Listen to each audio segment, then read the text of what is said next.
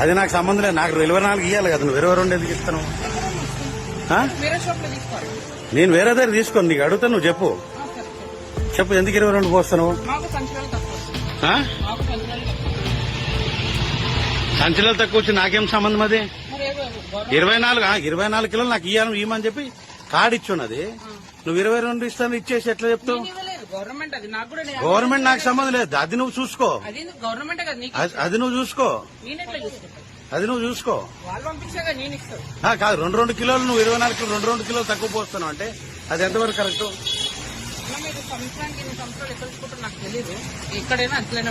లేలే నువ్వు చెప్పు ఇట్లా ఇస్తాను ఇట్లా ఇవ్వమని చెప్పిరా? లేలే నువ్వు చెప్పు, నేను చెప్తాను.